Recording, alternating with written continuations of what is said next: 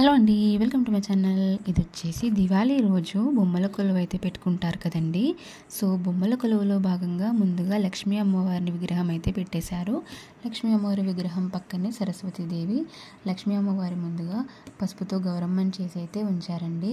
And ఇక్కడ చిన్న చిన్న పీజన్స్ రెండు ఉన్నాయి, దాని బొమ్మ. అండ్ చిన్న కృష్ణుడు లోటస్లో చూడండి ఎంత క్యూట్గా ఉన్నాడు. ఇదేమో పెళ్లి కూతురు పెళ్లి కొడుకు బొమ్మ అండి.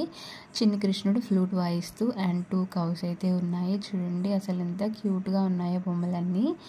ఇది వచ్చేసి మళ్ళీ ఇంకొక పీజన్ సెట్ అండి, అటువైపు ఇటువైపు 2 పీజన్స్ సెట్. ఇవి వచ్చేసి చిన్న చిన్న పాట్స్ ఉంటాయి కదా, స్టెప్ వైజ్గా అలంకరించేసుకున్నారు. అండ్ చిన్న చిన్న ప్యారెట్స్ చూడండి, గ్రీన్ ప్యారెట్స్. ఇక్కడ వచ్చేసి చిన్న వినాయకుడి విగ్రహం అండి. వినాయకుడి విగ్రహం కూడా భలే క్యూట్గా అనిపించింది నాకు. వినాయకుడి విగ్రహం పక్కన ఇంకో చిన్న 2 విగ్రహాలు అయితే ఏర్పాటు చేసుకున్నారండి. అండ్ ఇవి వచ్చేసి పూలతో అయితే అలంకరించేసుకున్నారు అన్ని దేవుళ్ళని.